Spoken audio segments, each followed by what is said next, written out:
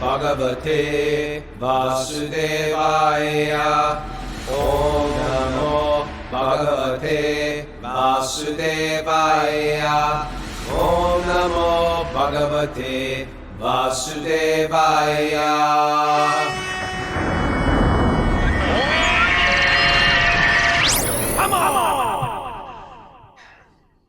Live from Super Soul Farm, this is Wisdom of the Sages, a daily yoga podcast with your host, Raghunath, and co-host and senior educator at the Bhakti Center in New York City, Kaustubha.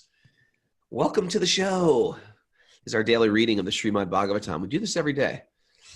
How are you, Kaustubha? I'm doing all right. I'm hanging in there. Hanging in there. It's our Monday makeover day. You know, we say that Mondays, we try to, whatever happened last week, we try to sort of like recalibrate our brain for Monday. Sometimes people make a New Year's resolution and they give up on their resolution after a couple of weeks or after 3 weeks. We say, don't make it every year and don't throw out resolutions. Make it every Monday. Every Monday, reevaluate your week. How'd you do this week? And don't beat yourself up if you fell on your face last week. Get back into who you want to become this week. What's the type of spirit soul you want to be this week? How do you want to behave this week? What is your consciousness going to be like? How do you want to treat people this week? You know, we take it in small increments. Sometimes if I take the whole year, January gets very exciting, and then it peters down, and then I just forget about all those, all that goal setting that I made. So it's sort of like rechecking in with the person we want to become. That's what we do here on Monday. Welcome to Monday. It's exciting. Because I got a question for you. All right. Does it seem like there's no other news going on right now? Well, everything else is shut down. I know, but much else to talk about. I know. I was just thinking about like, what happened to like car chases, terrorism? There's nothing going on, it seems. There's only one. Is everybody quarantined or kidnappers quarantined? It's like, where is everybody? Everything is and here's another question. Because you don't hear this. I mean, I almost had to drive to Florida to my mother is in Florida. Really? Yeah. And I was like, oh God. And she's supposed to take a plane. And I was like, don't take a plane. But my siblings are saying, no, she's got to get a plane. And so I was like, no, I'm going to drive to Florida and pick up mom. And it's like Florida's quarantine, but you have to like Google to find out the deal. You got to like Google search every state. It's like, what? I don't even know what's going on with the world. It's like the entire planet quarantined. Have you heard that? I don't believe the entire planet is quarantined, but it is quite global what's going on. It's quite global. Yeah. And, you know, I the way that I feel about it, just, you know, it's kind of clearly we're in an unprecedented place here. We're in waters that we haven't been in before. And as the news comes out, like, I think people's perception of the whole thing is shifting really daily, almost like daily. It's like moment to moment or like hour to hour, like what's going to go on, what's going to go with my job, what's going to go with where I'm going to go. It's putting everything. Sorry. Yeah, I'm just thinking that what I feel coming on now, it's like a wave that's coming at us, but we don't know quite how big the wave is, you know? And I think that certain people and agencies are working to try to keep that wave down. But we just don't know how, is it going to crush us? Or is it going to, you know, it's like, I think a lot of people are feeling that now because it's starting to get more and more personal all the time. As we hear that there's people that we know that are getting sick, and then even people that we know that are dying. We just don't know how far it'll go, how close to home it'll all hit. And so that's something that we're about to learn. You know, there's something that we're about to discover within the coming weeks and months. And, you know, what we're going to read from Bhishma is, it's kind of like you prepare what you can, and then you have to accept what happens. And I think we're all going to get a lesson in that in one sense or another. You know, we have to take care of each other. We have to try to support each other through it. And then in the end, we have to accept what's happening and do our best to live right, you know? Now that I'm thoroughly depressed. It's, you know. I don't mean get to be it. depressing, but I just mean No, to be it is realistic. a type of like gravity we have. There's a type Yeah. of gravity. Actually, a spiritualist has gravity in their life. There's this famous picture of one of the students of Swami Prabhupada said to him, Swami, why do you look so sad in all these photos? Sometimes if you Yeah. see Prabhupada's face, you It sort of was have his passport photo. this I passport believe. photo. He said, why do you look so sad? And he said, I'm not sad. I'm ecstatic. Yeah, he It's this said go on. he You have said that was a moment of great ecstasy, actually. Right.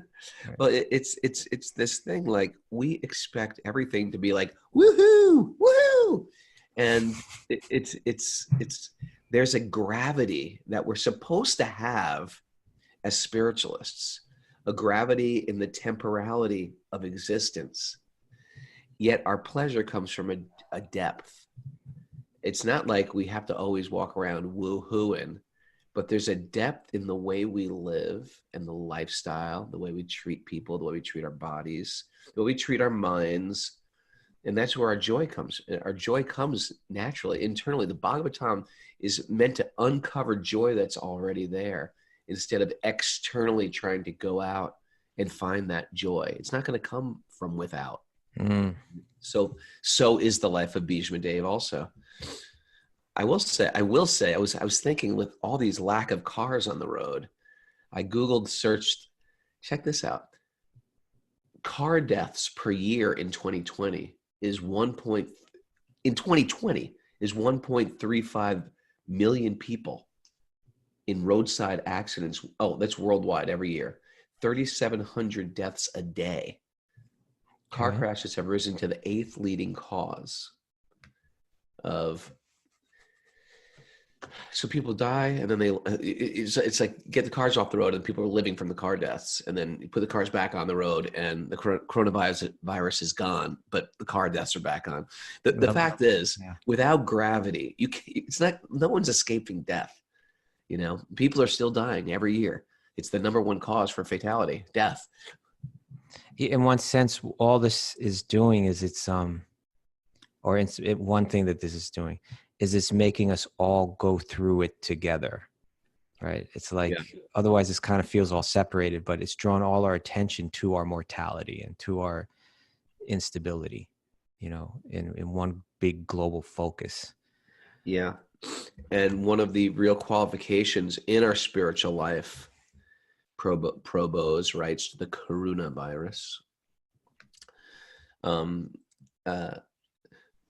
One of the qualifications in our spiritual life is that type of vulnerability, that bravado, that false ego, that persona that I put on publicly, that has to crumble. And we all have to get to this point of just like reaching out and trusting. And sometimes that trusting means I might get sick. Sometimes it might even, but in the case of Bhishma, it's not like Bhishma had a lack of faith. Sometimes you hear a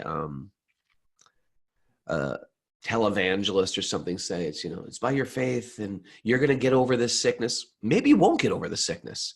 Maybe God is not going to heal you, but you can be connected. It's not like because we're spiritual people, you're not going to suffer loss. You're not going to suffer disease. You're not going to suffer tragedy.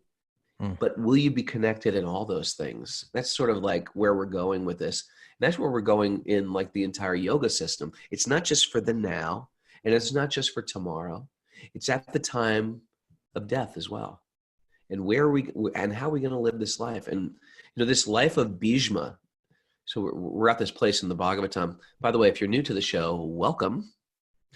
We are reading from an ancient book, and it goes into all these historic characters of ancient India. And one of them is this great general named Bhishma Dev. When you think of a general, you don't think of like a saintly king, but Bhishma was such a saintly focused Mahajan. He's one of the original. How many Mahajans are there? 11 Mahajans? 12, I believe. 12 Mahajans? Yeah. So Bhishma is considered one of the 12 Mahajans. Maybe someone can put up the 12 Mahajans on the chat board. Well, what about a hot seat right now, Raghunath? That's a hot seat. You want me to, you calling me out to name the Mahajans? 12 Mahajans, let's go. We got Bhishma, Prahlad, Sukadev, Kapila, Okay. Should I start throwing them out or? Yeah, sure. Yeah. Yeah. The 4 Kumars count as 1. 4 Kumaros. That's 5. Janak is 1. Janak, Sita's father, is 1. Who else are we missing? Did you said Bhishma? I said Bhishma. Okay. We're not doing so good. We've got 6. Where's what, 7? I made Mara memorize this. Now I had it memorized at 1.2, but it's slipping now. I'll find it. Yeah. You keep going. Anyway, Bhishma is one of the Mahajanas of ancient India. Someone's going to put it up on the board now. So by the way, if you're also new to this, we have a big Zoom group. If you're interested in joining Zoom, we have 112 people rising at 5 a.m. Eastern time, truthfully from all over the world. If you want to join that group, you got to write us at wisdomofthesages108@gmail.com. Wisdomofthesages108@gmail.com. Also, any questions you have, you can put them, you can email them to us, or we have a question board on our chat. Our chat? Community. It just chats. Okay, I got the 12 Mahajanas. Okay, let's hear it. Brahma. Shiva. Okay. Shukadev. Prahlad. Narda. How can we skip him? Narda. That was an easy one. We missed that. All right. Janak. 4 Kumaras. Kapila. Why don't they get their own thing? Why are they always? I know, right?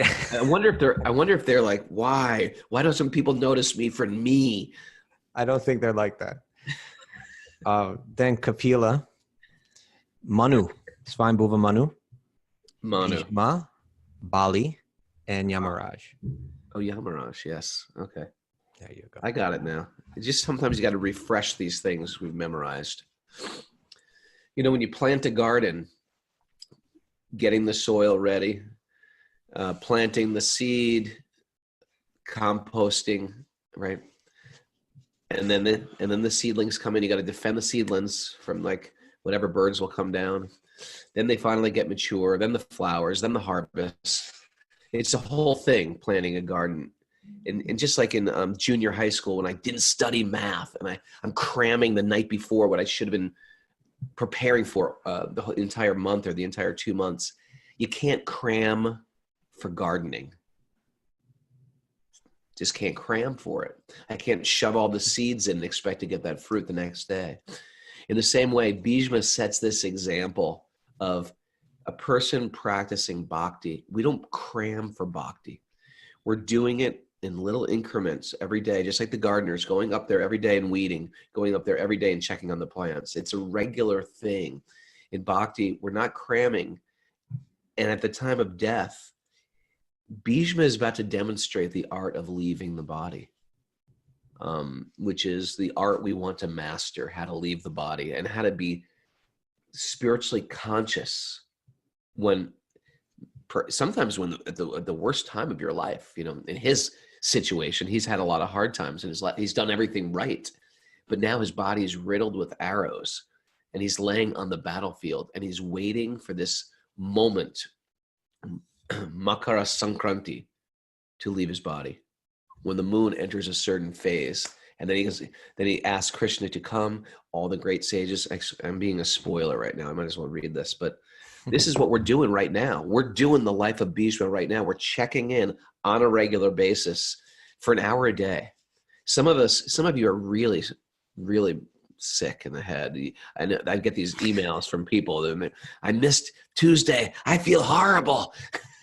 I missed 3 days. I feel horrible. And then we cram. I listen to, I've got these emails like, I listened to 7 hours of Wisdom of the Sages. It's good. This is one that you can cram for it though. Hearing the Bhagavatam on a regular basis, we want transcendental sound going through our brains, going through our homes. What was that thing I sent you but from Tanya yesterday? Oh yeah, that was nice. That was good. Can you want to read that? I can get it. 1 second. Get that and I'll talk more. But the idea is we want these transcendental sounds going through our house all day long, affecting everyone, almost secretly affecting everyone. right? Because transcendental sound affects the mind of every being. It's great to play. Use this modern technology to play kirtan in your house all the time. It makes you want, you know what it does? It plants these melodies in your mind and you walk around singing these melodies. And what's happening is you're actually tangibly transforming your mind, because you're taking melodies and you're singing them and you're implanting them within your family's mind, your children's mind. And then we're singing songs all day, but we're not just singing songs. We're singing mantras that are actually having transformational effects on the consciousness. I You got have it. that? Yeah. Okay. So this from Tanya. Tanya's live. I'm not sure if she's live today, but she's usually live. She's out live often. She said, "Grateful, Prabhu. This was to you, sent to you. I put the show on YouTube in the living room every day, and a different child will sit on the couch and absorb some of this beautiful transcendental wisdom. A dream Tanya come Jarvis, true." a bunch of kids. Yeah, these are like kind of like teens, I think, right? Teens. Yeah, they're older old. kids, but Yeah. wonderful older kids. Yeah, so that's nice to hear. Yeah, you just put it on. I'm not saying put me on your living room TV, but you can. To serve. In service. But just having the Bhagavatam played, it's just on a regular basis like that affects the mind. And it may seem crazy. It really works. It really starts redirecting you, recalibrating the consciousness, changing the trajectory of what we see in this world. Truthfully, it's how I got into bhakti, because there was, if you don't know my story, I used to live in New York City in the early 80s. And there was a little Krishna Bhakti center around the corner from my house when I was a teenager. And Where did you live? I lived on 15th Street and 8th And what? Avenue. And 8th Avenue. Okay. 1985 All right. and 86. And then we used to, that center on Greenwich Avenue, which was like a little apartment ran by my friend Leslie Kaminoff's wife. What's her name? Leela Avatar. Leela Avatar. And so she used to run this little center there, and they'd have Bhagavad Gita classes a few days a week. And me and all the punks used to go there for lunch. I wonder if Jiva went there. Yeah, we used to eat. And Louis went there. Louis went there. Louis is the I went there. So we all hung out there. We did practically, I didn't even know any of you guys then, but we all used to go there and eat and just listen. And I don't even know why I went. It was like sort of weird and mystical, and I was a vegetarian, and there were no vegetarians around back then. But we used to go there. It was sort of like a thing to do. And the weird smells of incense and the scent of cumin and coriander spicing was like, you felt like you were in another, and you don't know, like all these people crazy and they're brainwashed. And that was a thing that went through my mind, at least. And I went there alone. I didn't go there with a posse. I just went alone and was just sort of like, and I would just hear the Bhagavad Gita. Well, I'd hear the Bhagavad Gita on a regular basis. Right. And it became— It was 3 nights a week there, right? I can't even remember. Yeah, maybe. It was Monday, Wednesday, Friday, I think. Yeah. Well, yeah. Bhakti Louis knows, man.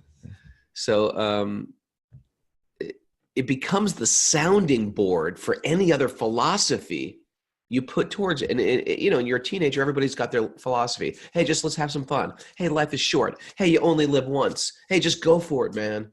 You know, and you get, well, does that make sense? And then you hear a spiritual philosophy, or it's all nothing. It's all a dream. The whole world's a dream. Do whatever you want. And then you hear spiritual truth on a regular basis, and you start to think, well, actually, that doesn't line up. These Krishna guys say this. That makes more sense than this. This doesn't fit. And these guys say that. What you're saying, and after a while, when you hear truth on a regular basis, it stays in the mind. And even though you might not even opt it in for the whole tamale, you know, you accept what that makes sense. I think it's enchilada. The whole enchilada. Did I just say tamale? It's not the tamale. It's the tamale is hot. Dinners. You can't opt in for the whole Mexican feast. Yeah, so I might not have opted in. I might not have opted in for a robe or a haircut, or I'm going to, I'll burn the incense. I'll accept that I'm not the body. I can accept that the body's changing, that I'm a spiritual being, that there's one divine being, that God is in every living thing out there. That's okay. And then you move forward and you hear it again, and then you hear it again. And then you start to realize nothing else I'm hearing is holding up to these truths. And why was I qualified to even get that in the first place? That I had no qualification. I had no qualification. And that's what's called mercy. By the mercy of people practicing bhakti, we have bhakti. And therefore, there's constant gratitude in the narrative of the devotee. I'm grateful for all the teachers. It's one of my practices every morning. I think about my teachers. We do it right here. Om Jnana Tamarandasya. We didn't actually do it yet, did we? No, well, we will. It's coming.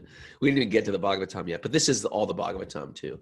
And hearing on a regular basis starts to change the consciousness. And now look at us. We're sitting here. I'm wearing the shirt, burning the incense. Yeah, that it's a fact. It's a simple thing actually, but the idea that this is a super potent, powerful form of yoga is just to hear Bhagavatam regularly. In one sense, it's the most powerful form, right? That hearing, that regular hearing. I've heard many yogis say that the goal of yoga asana is just to sit and hear. Ever heard that said? I have heard that said. Maybe from you, I don't know, but I have heard that said. Okay, let's dive into this sweet pada of sweet rice. So we start with these mantras. If you're new to it, these are mantras from the Bhagavatam itself.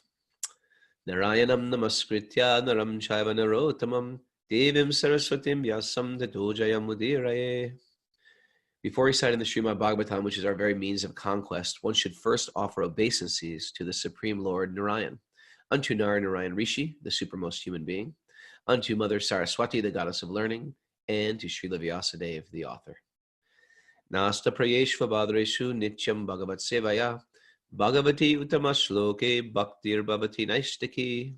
By regular attendance in classes in the Bhagavatam and by rendering service to the pure devotee, all that is troublesome to the heart will become vanquished, and loving service to the transcendental Lord, loving service to the Supreme Lord, whose praise with transcendental songs will be established in the heart as an irrevocable fact.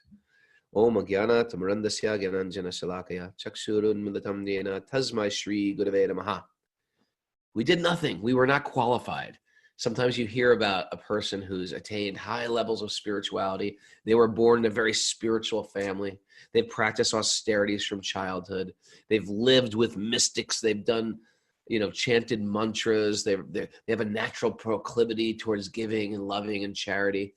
We were not that. We, on the other hand, have been spoon-fed kindness, mercy, tolerance, compassion by people who've gone before us. So therefore, there's a constant narrative of gratitude in what comes out of the devotee's mouth. You always hear a devotee say, by my teacher's mercy, by the kindness and love of my teachers, because my teachers were compassionate to me. And by the way, when we say that, it's not like we're just saying these flowery things. It's actually the truth. The teacher, and guess what? You're now the teachers. The teachers are meant to be completely compassionate. That means we train ourselves to tolerate people's insanity and just hone in on their greatness.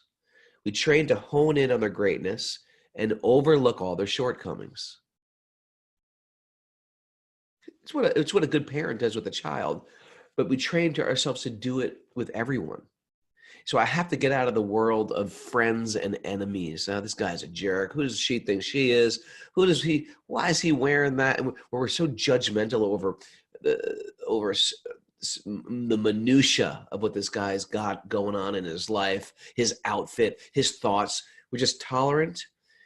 And then grounded in that spiritual truth, we just start feeding that and that becomes the food, and all of a sudden that takes over their whole being. We call it brainwashing. But it is. If you think about what the mind has going through it, it's like a scrubbing of the brain to get all these dark thoughts, dark concepts, ideas, philosophies out of the mind. Wash my brain.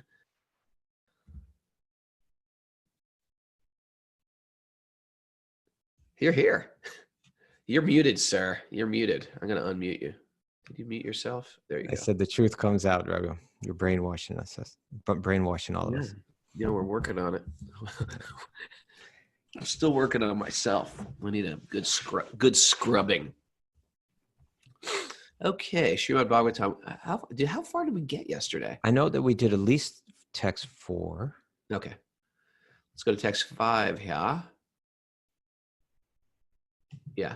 Seeing him like a fallen demigod. That's where we left off. Canto 1, chapter 9, text 5. Just to see the chief of the descendants of King Bart, I explained King Bart, Bhishma, all the great souls in the universe, namely the rishis amongst the demigods, the brahmanas and the kings, all situated in the quality of goodness, were assembled there. This was a big event. It's a big event, the passing of one of the Mahajanas. Mahajan is like Mahatma. Jana means like a person, so a Mahajana, a great personality. All the sages, here's all the sages that showed up. And some of you may recognize people. All the sages like Parvata Muni, Narada, Domya, Vyas. I guess he's the author himself is saying this. Vyas. And he's saying, I'm the incarnation. Well, he's saying it it's coming through the mouth of through Sutta here, right? Okay. Yes. Brihadashva. I don't know who that is. Bhardwaj. Bhardwaj and Parshuram. Do you know how they're related? I think Bhardwaj is the guru of Parshuram. I believe in the commentary, Prabhupada will give a paragraph on every one of these okay. if you want to check it out. I want to find out about them. And the disciples of Vashishta, Indra Pramada, Trita, Grit Samada, Asita, Kakshivan, Gotama, Athri, Koshika, and Sudarshan were all present. Okay, we know about Domya. We talked about Domya. We talked about Vyasadev. Parshuram. Let's hear about Parshuram. He's an interesting character. He's like, I've heard that Parshuram is still living. Have you heard that? That doesn't ring a bell, but he is the son of Maharishi Jamadagni and Srimati Renuka. Thus, he is also known as Renuka Sutta. He's one of the powerful incarnations, and he killed the Kshatriya community as a whole 21 times. I've never understood what that meant. That means that just like you might fight a battle, you say a country attacked another country but didn't succeed in overtaking it, then you fight again and fight again and you fight again. Okay. He instructed the Dhanar Veda. So he wrote the military manual of all of ancient India, the Dhanar Veda, or the science of fighting. Oh, and he taught it to Dronacharya. This is interesting. He was present during the coronation of Yudhisthira, and he celebrated the function. Okay. Let's hear about Vashishta. What do you say? Okay. Because we do yoga, we all do Vashishtasana. Let's hear about Vashishta. The great celebrated sage Vashishta among the Brahmanas was well known as a Brahma. He was a Brahma Rishi, Vashishthadev. He is a prominent figure in both the Ramayana and the Mahabharata. He celebrated the coronation ceremony of Ram, and he was present also on the battlefield of Kurukshetra. He could approach all the higher and lower planets. Kaustubha, why don't you just put that in a timeline for people? Because that makes no material sense. How could he be in Ram's Leela and during the Mahabharata and Krishna Leela? He would have to live a very long time. He'd have Are you saying that he can live more than 100 years? Are you saying he's a centurion? A multi-centurion. They always have some guy. Ever see some guy? There was always some guy. And this guy from Bolivia lived 114. He's the oldest man in the world. I feel like saying, you guys have never read the Mahabharata. These guys are old. They're multi-centurions. Yeah. I mean, it's said that people in previous yugas live much longer. That's one thing. But says then what to speak of, this is one of like the universe's top mystics here, you know? He knows how to maintain, you know, that prana, and how to maintain life within a body. He can do it. Things that we don't know how to do, but people know how to do. We don't know how to do stuff. Yeah. You know, it's interesting. There's this thing in Ayurveda. Have you heard this, where each body is allotted a certain amount of life breaths? Have you heard that? Yes. What is it? You get like at the time of your birth or something, you're allotted a certain amount of life airs. You know, it's said like that, and therefore sometimes it's tied in that the yogis control their breathing. If you can slow down the breath, you can extend the life, and so on. Yeah, that's what I was thinking. Like something like CrossFit, it must kill you if Burning it off. if anything where you're panting or sprinting. I believe there's, you know, sometimes you hear something like that and it makes you think, is that a poetic thing? Like, in other words, is it trying to say that, hey, there's a certain allotted time that we have, and that's the way it is. So perhaps it could be understood that way, but I've heard from the realm of more of like that Hatha yoga realm, people actually speak about it more like that. To be honest, I don't know if it's poetic or not. It was one of my reasons why I haven't jogged in many years. I just didn't want to lose all my life airs just in the name of health. Okay. Oh, well, you see here what Pro said. An elephant breathes slower than the bee, but in the life breath, perhaps the same number. I'll forget perhaps, yeah. We don't know. Is that an elephant imitation? No, that was me. That was just me nodding and making a sound. All right, there's a lot of other people. I think we're not going to read all these people. Yeah, I mean, it's a lot to read there, but... Kaushika, that was Kaushika Vishwamitra? I don't know. Okay, we're gonna pass, because you know, I'm trying to keep this for the people who've been practicing bhakti for a while, but sometimes you get some new people, and I know for myself, when I was new, I try to put my butt in the seat of someone who's brand new. You can really get lost in these names and these personalities. We try to extract some essence. So then the point is that all of these leading super yogis showed up to witness Bhishma Dev's passing away, because although he was a military man, although he lived a political life, they knew that he was a very deeply spiritual yogi himself. Yeah, it was just, they wanted to be there and witness this, the passing of a great soul. And many others like Sukadeva Goswami and other purified souls, Kashyapa and Angiras and others, all accompanied by their respective disciples, arrived there. Wow. It's a scene. It's a whole scene here. It's going on to describe more people. Bhishma Dev, who was the best among the 8 Vasus. So yesterday I mentioned that he was one of the Vasus who was cursed to live a long time on the planet. And he was the best of the 8 Vasus. He received and welcomed all the great and powerful rishis who were assembled there, for he knew perfectly all the religious principles, or these dharmic principles, according to time and place. I was reading that, I was thinking, how did he welcome there? He's laying on a bed of arrows. Well, that's spoken about. Prabhupada mentions that in the commentary here.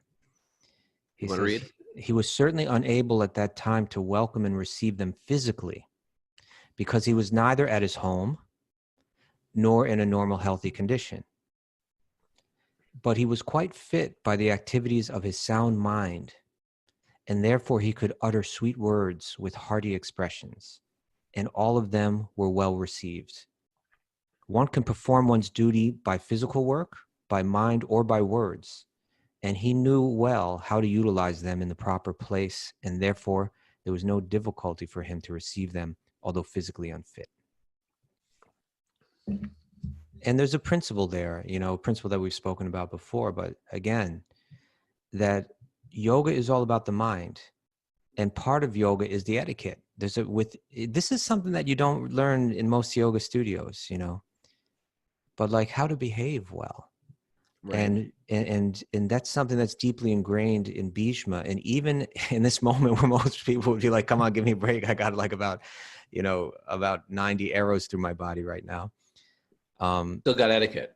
He's still like, yeah, you know, everybody showed up. It was as if they came to see him, And so he's behaving as if they came to his home, even though he's lying on a battlefield. And although he can't get up and say, here, let me offer you a seat, let me offer you some water, let me offer you some food, let me honor you as I would honor a guest, he's treating like as a guest, and he's honoring them with his words. And in this way, the same purpose is carried out. The purpose of my humbling myself, showing respect. I can't do it physically, but I can do it mentally and I can do it verbally. And so I'm going to get the job done. You know, I'm going to do that. And, you know, therefore there's like within worship, there's manasa puja, you know, the rituals that we do externally it's just the same if we do it internally, if we do it with the same focus.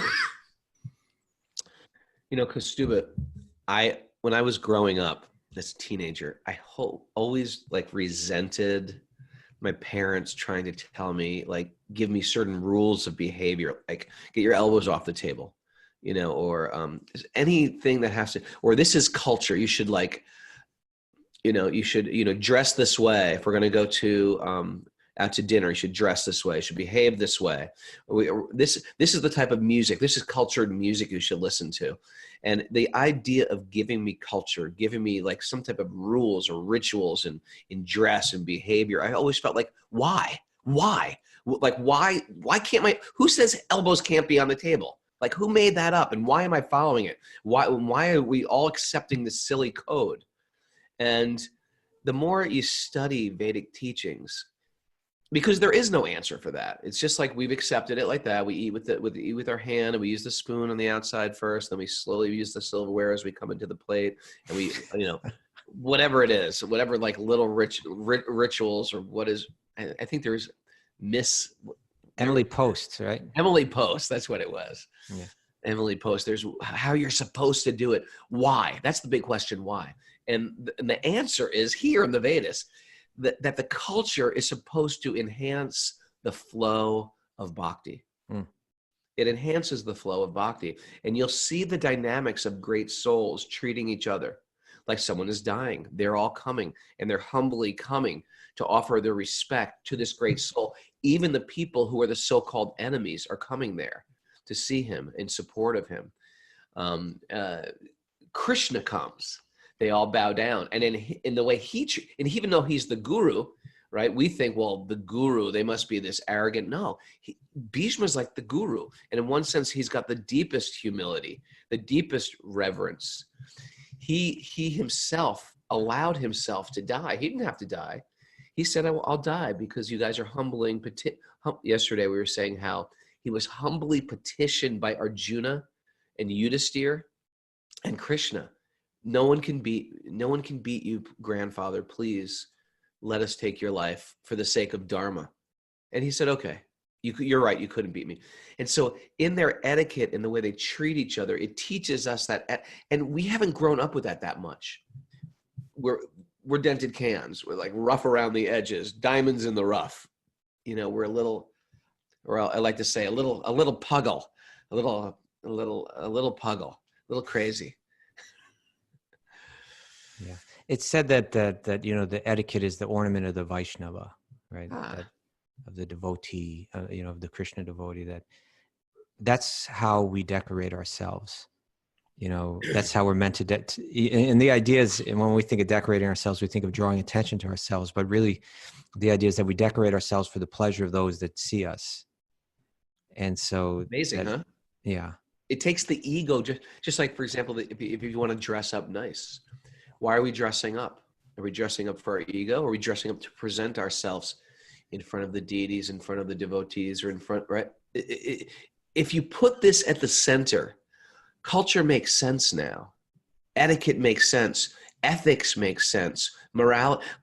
If your narrative of the world is that life is temporary, there is no God, there is no order, we just live, we try to have some fun and die, then what's the concept of ethics? Where did that come from? Why are you even pretending to play that game if the fact is you're nothing but a bunch of chemicals on the periodic table of elements? If that's all you are, is there such thing as an ethical boron particle or an ethical oxygen, ethical hydrogen. You're just a bunch of chemicals. Where did ethics come from? It's just some remnants of some Christian whatever. But we say you're not chemicals. We say you are spiritual, and your behavior does affect your evolution, or it does affect your de-evolution, your degradation. Our behavior does it, our etiquette does it, our ethics do. And ultimately, those ethics are meant to give us to this highest position, whereas I'm deeply in love with divinity. And I'm seeing divinity in everybody I meet. That's the point, right? Seeing divinity in everyone that we meet, or how we see what's sacred. For instance, here's some etiquette, right? This is etiquette that's like, it's there in Indian culture. It's specifically there in spiritual culture. But let's say we take, you have a Bhagavad Gita in your hand, and then you're going to place it down. We don't place it on the floor. Right. So that's just like one small feature, one small aspect of etiquette. Now, why don't you put it on the floor? Now, you could say, the Bhagavad Gita is transcendental. It's not different from Krishna. So it's not put on the floor. It's no problem for it. Krishna's spiritual. He's going to be just fine. It's more about how it affects my own mind, that when I open up that book, how is my mind situated? Will I approach it as if I'm just reading anything else? Or will my mind be set and open and prone to the transmission of that knowledge entering deep into me? And what will help facilitate that is the reverence that I have for it, in a sense, the genuine appreciation and respect that I have for it. So that's where we want to get. We want to get where my mind is approaching this with the right attitude. Now, therefore, then the aspect of etiquette, why I don't put on the floor, is to help enhance that mental state, right? So externally, I'm doing something because it affects me internally. So then the rule is written, right? A rule is written. Don't put the Bhagavad Gita on the floor. Let's try to understand why we don't put it on the floor. It's all leading to that point where when I open it, I have the right attitude towards it. And so then that same principle comes into how we deal with other people, how we respect other people, how we respect God within other people. And so you can see how deep it is in Bhishma that these people arrived, and he felt the need to follow the etiquette. Now, in one sense, for someone like him, it's like the etiquette is following the mind rather than the mind being trained through the etiquette. The etiquette is flowing from his mind. It's just natural that he sees people and he shows this genuine respect, because now his mind, his heart, and his externals are all completely lined up. And that's yoga, that unity. I'm looking at the message board, which is out of control right now on the chat board. Kamaniya quotes, Rukmini quoting Raghunath Swami, "Gratitude is the lobby to the palace of bhakti, and there is no back door." The gratitude is also part of the culture, Kaustubha is mentioning, of the person practicing bhakti. It's part of the culture. It's regularly bleeding out of the mouth of the devotee. It's in their mind all the time. I'm getting this from someone else. I'm appreciating this person. I'm not proud of some information I have. It's really easy in bhakti. You get so much actual information that you can take this information to a party amongst your friends and impress everybody. But if I'm using it for my arrogance and my ego, I've defeated the purpose of all of this anyway. Don't offer the incense like this. Offer it like this. No, first, you can't just smell incense. You got to offer your incense. You got to offer the food. There's food. We don't eat garlic, but whatever it is, there's so many interesting little rules that assist us in our material growth, our spiritual growth. If I use them to, for my ego aggrandizement, then I've defeated the entire purpose. I use them, and as I use them to help me grow. But in the practice of them, there's always a thankfulness of where I got these things from, because they're helping me so much. It's a quick way out of a spiritual movement is to become, I can say, Kaustubha, myself, just been around it for so long. When people and you can sense it when they're getting a little too proud and they can't take advice any longer from their peers or from their teachers, very quickly they sort of just get pushed away. And so the culture that Bhishmadev is living, it's there to assist us in our growth. And the material culture that we've sort of been brought up with for our own self-preservation, I got this ego, I got this, that's what I thought would even preserve me. That's how it would like make my mark in the world. It doesn't work anymore. It doesn't work within this circle. Yeah, there's certain bravado that we had as punks, right? Just to like, I don't care about anything. so yeah, it's like, but there's a wisdom in it. I remember once my guru mentioning to me that he had seen, like we had just eaten a meal. It was like one of these, it was probably a festival day where like everybody's, and this is like kind of that, it's kind of a beautiful way of eating, that everybody lines up in different rows and then people go down the rows and they serve out the food. And everyone sings together first, and and so in any case, it was a feast like that. But what my guru said was that there were different monks that were serving out the food, and you can imagine they're like in big pots that are being carried around. And he said he witnessed one of the monks by mistake. He had touched one of those pots with his foot. Right? It said, he just forget it. Burn the pot. No, Throw the pot out. But what he did was he said he saw him actually get down on the ground and bow down to that pot of food, right? Now this is the thing that the faith and the culture is that when the food is offered to God with the right devotion, then that food becomes, in a sense, not different from God. The mercy of God is called prasad or mercy. The grace of God is in that food. And so seeing it like that, it means that when he's serving it, that he has that consciousness, what I'm sharing with you is absolutely sacred and precious. And when it's served to you like that, it instills that same faith in you, rather than just like if someone going around like, slapping it on your plate and carelessly and absentmindedly and so on. It affects how you're going to approach it. So he wanted to maintain that right attitude, that right spirit. And so, and what my guru said is, he said, nobody else saw that, right? He said, he didn't see that I saw it. He didn't know that anybody saw it. That was between him and God, that what he was doing. He's not doing it for a show. Yeah. And so just like that, how we respect sacred items, and particularly how we respect people. There's later in the Bhagavatam, in the 11th canto, there's these verses. There's one, Archiyam eva hariye, pujam ye shradeyate, natad bhakteshu chanyeshu, sabhakta prakrita smritaha. That it describes the Bhakti-yogi who's just a beginner and really doesn't fully get it yet. And it says that when he walks into the temple, he bows down, right? Archiyam eva hariye. He can respect the form of God in the temple, because that looks like Krishna, right? I can see, okay, he's holding the flute, he's got the peacock feather and all of that. He shows respect. He can see it in the most obvious form, but it says, Natad bhakteshu chanyeshu, but he doesn't show respect to other people, right? He doesn't have that same, he can see God in that form, right?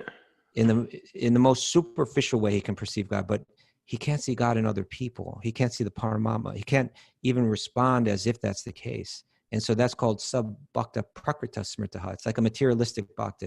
It's just the beginner. They haven't begun to advance yet at all, And so that etiquette and how we deal with other people, it helps us get beyond that.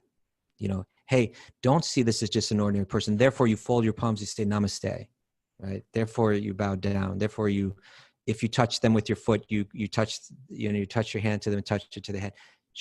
You don't step over another person, right? Like that's like such a huge like cultural faux pas in Indian culture. Right? DTG is writing on the message board. What does a DTG say about that? DTG is saying, yes, you lost the spot. Though she was saying all books are considered from expansion of Mother Saraswati, and she's saying musical instruments. Musical instruments also. Yeah. Expansions of Mother Saraswati, so they're all sacred. So the external is meant to cultivate the proper internal state of mind. Well, tell the story about the cat during the yagya. Okay. It's The just a cat in the good basket. story. The Well, cat in the basket. it's a story that illustrates the shallowness of ritual, how ritual can become shallow. And so it said that one time at one wedding ceremony that the priest was lying, and in an Indian wedding, there's a whole, on the ground, there's a whole beautiful decorated kind of setup, and the priest is kind of running the show and getting everything together. And then the priest saw a cat, and he didn't want the cat kind of like roaming over like all the setup, the flowers, Sacred and paraphernalia. all the sacred paraphernalia. So he got a basket and he put the cat in the basket, and people saw that and took note. And then in the future, weddings, like someone was setting up a wedding and say, "Oh, hold it. We don't have the cat and the basket. Where's the ceremonial cat?" Yeah, we saw that at a wedding there's supposed to be a cat and there has to be a basket. Someone go get a cat, and get a basket, and we need the cat in the basket. So they were following the ritual or the etiquette is what we're talking about. Blindly, not understanding its purpose or its meaning. And so we should try to understand, and we can inquire. And those are the kind of questions that are worth asking. Why do we do it this way? Why do we do it that way? We should try to understand. But the clue here is that always, when it comes to yoga, whether it be a mantra, whether it be a mudra, whether it be an aspect of etiquette or culture, the point is it's always meant to elevate one's mind. It's always meant to bring one's mind to the right place. There's always a connection between the external and the internal. And the better that we understand that, the more effective it becomes. Yeah. If we're yoga teachers, if we're teaching asanas, if we're doing kirtan, or any facets or meditation, whatever we're doing, it's supposed to bring us higher and bring the students higher to this point of loving connection.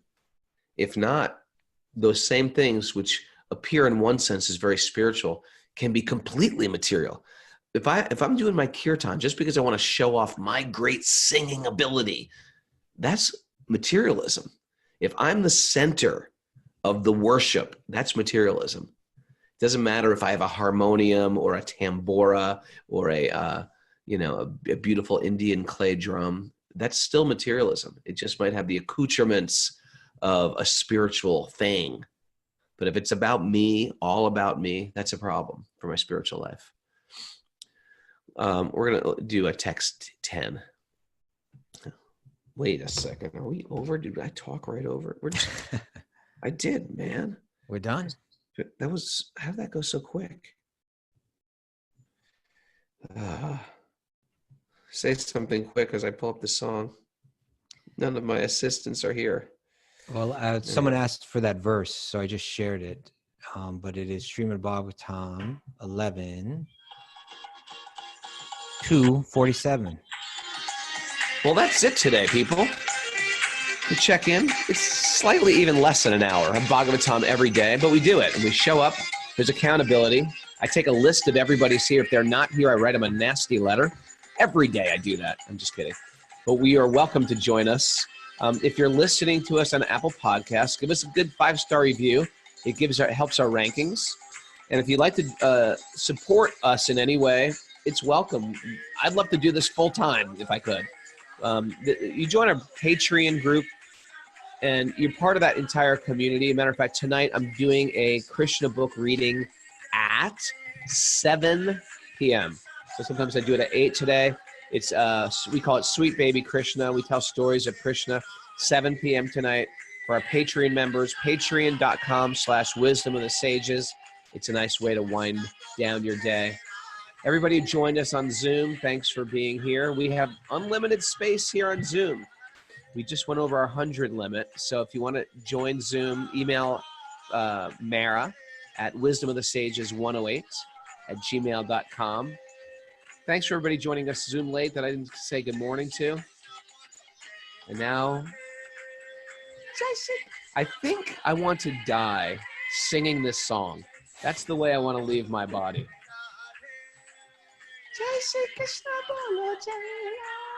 This is our karaoke time of the show, where me and other members of the Zoom group sing and dance around their apartments and homes.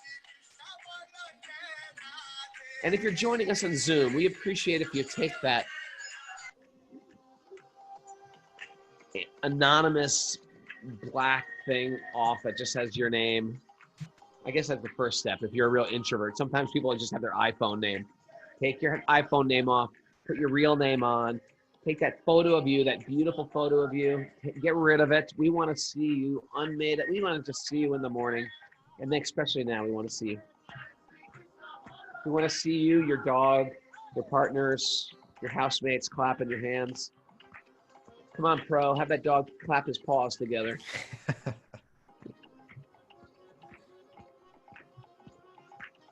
And now we, ready? Here's the lip syncing.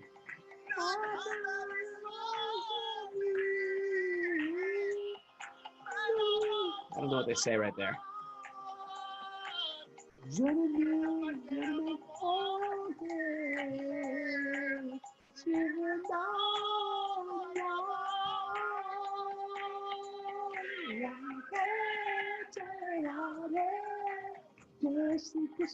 Truthfully, this is the funnest part of my day right now.